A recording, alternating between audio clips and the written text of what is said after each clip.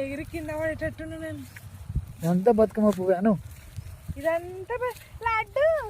ఇవి ఇగో బుడ్డి గుమ్మడికాయలు.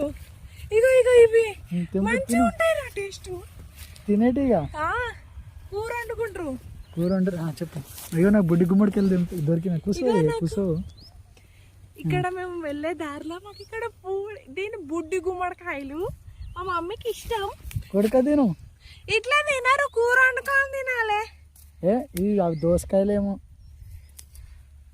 దోసకాయలు అవి తిని చూడు. నేను తినరా బాబు, నేను తినా. చూపి.